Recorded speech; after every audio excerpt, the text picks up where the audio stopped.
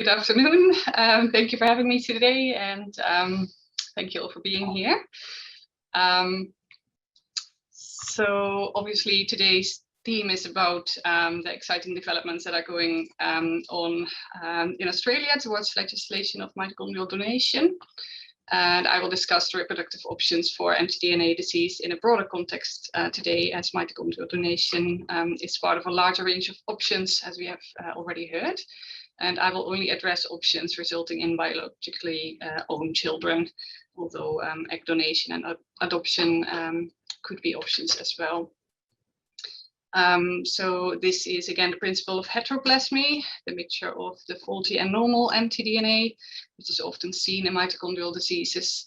It has been already discussed today, and the difficulty is that the exact threshold, as we call, to develop disease is often unknown for a given mutation.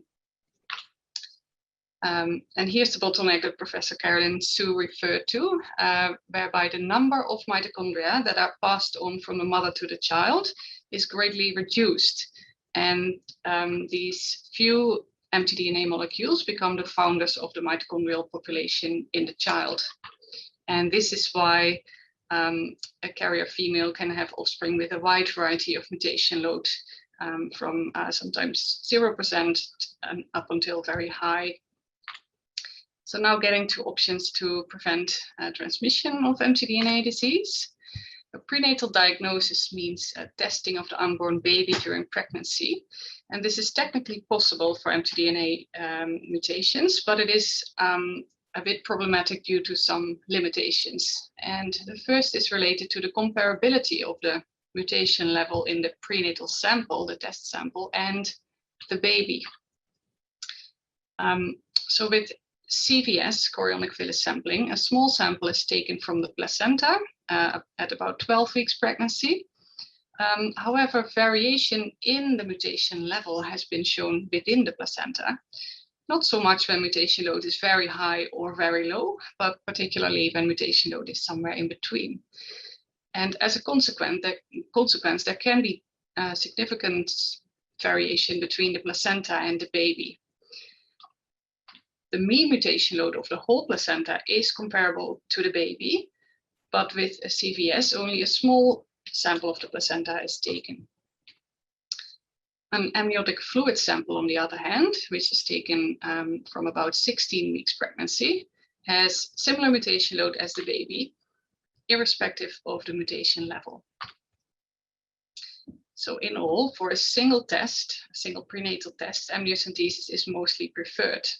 An alternative approach can be to start with a CVS and, depending on the outcome, among other things, consider amniocentesis as a second step. Another relevant factor is whether the mutation load or level is stable in the baby throughout the pregnancy and similar in various organs. And this seems to be the case, which is a bit different from the situation throughout life after birth.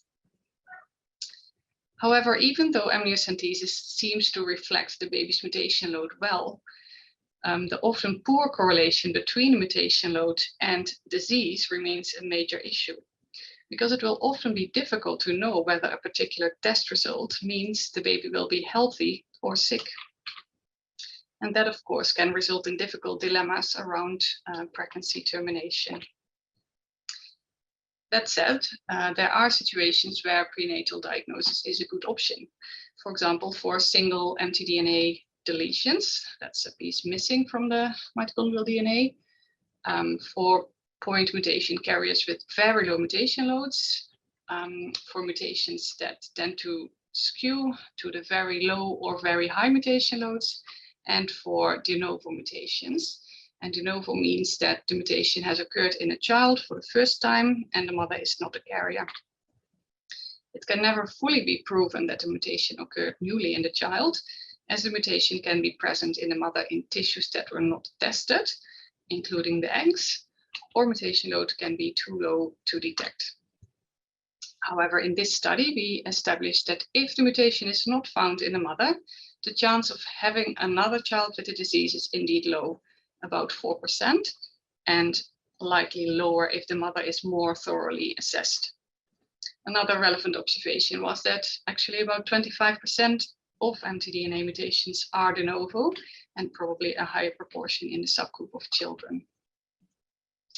So another reproductive option is pre-implantation genetic testing, previously called pre-implantation genetic diagnosis, also called embryo selection. Embryos are in that case created via an IVF procedure using the couple's own eggs and sperm.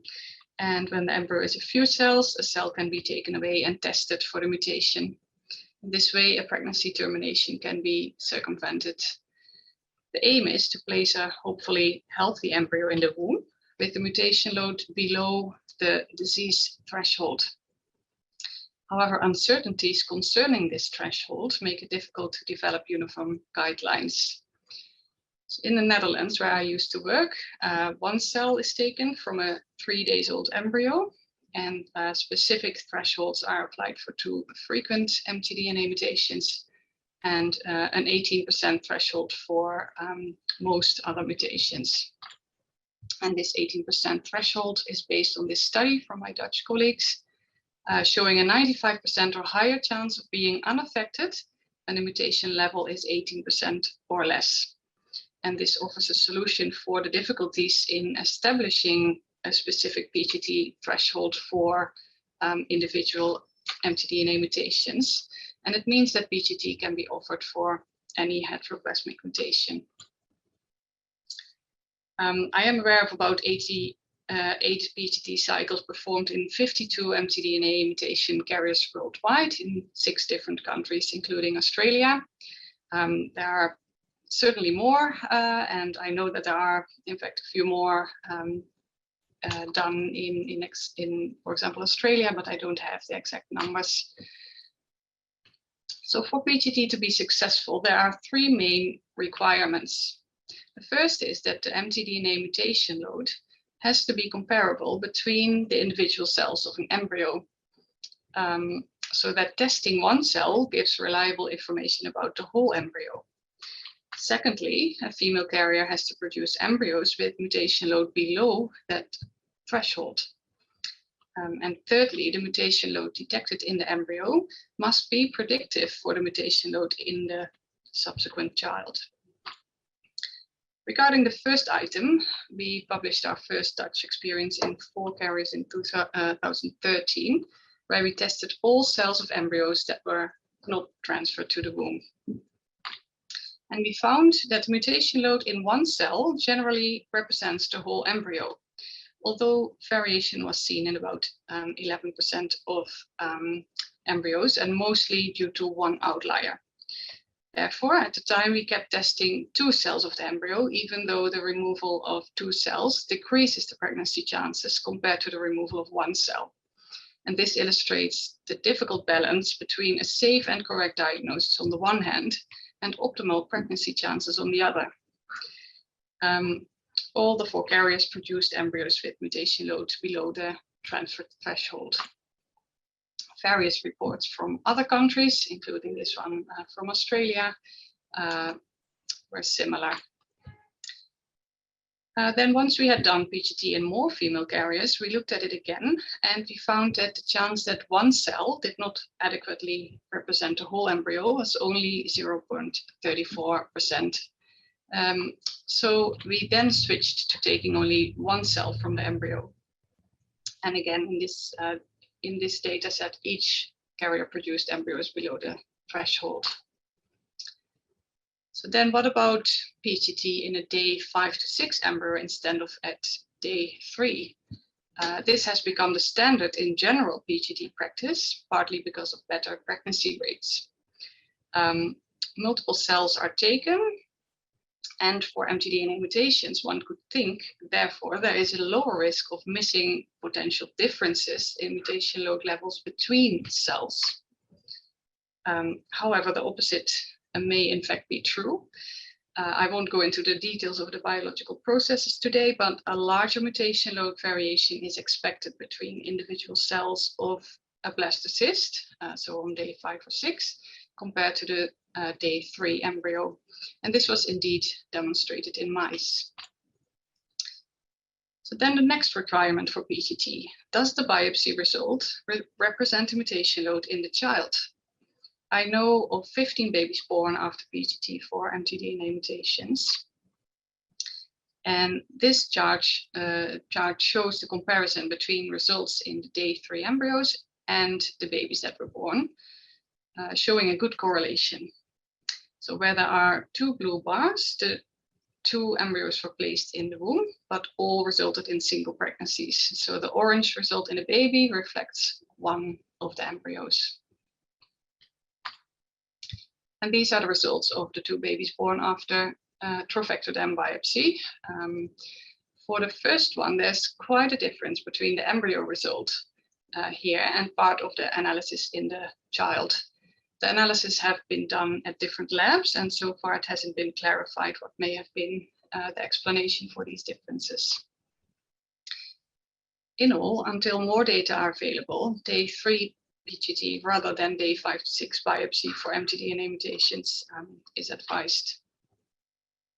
I am aware that in Australia, PGT is not publicly funded. However, gladly, some changes are coming up enabling partial funding. So looking back at these requirements, the first and third points are okay for day 3 PGT. However, the second point can be an issue. So PGT is not an option for females who carry an mtDNA mutation in all their cells, and also for carriers with high mutation load, the chances of producing embryos with mutation loads below the PGT threshold are generally low. And for these carriers, mitochondrial donation or mitochondrial replacement therapy can be the solution. This procedure was outlined by Professor Gorman in her talk and involves a small amount of so-called carryover of mtDNA. And it can be performed with unfertilized or fertilized eggs. And obviously the team in Newcastle, the UK, are pioneers in this field, as we have heard in Granya's talk about their experience. So the preferred reproductive option for an mtDNA mutation carrier female depends for an important part on the risk of passing on the mtDNA mutation. And I would usually summarize the discussed options like this, but once we get to know more about effectiveness and safety of mitochondrial donation, it may become more like something like this, or perhaps like this. Time will tell. A model has been developed to predict the chances for a carrier to produce embryos with mutation loads below the PGT threshold, and Professor Carolyn Sue also referred to that already. But this model is being refined further by taking not only into account the carrier's mutation load, but also the number of eggs produced per cycle and the transmission pattern of the mutation. And that's the last thing that I would like to discuss. To gain insight in those transmission patterns, PGT data are useful. So mtDNA molecules are largely passed on randomly to offspring, but it has been suggested that selection events might play a role too. And we indeed observe different transmission patterns for different mutations, with sometimes negative selection and sometimes positive selection for a mutation. And these findings, mainly the existence of positive selection, are relevant in the context of establishing a transfer threshold in PGT, which may need to take into account a larger safety margin.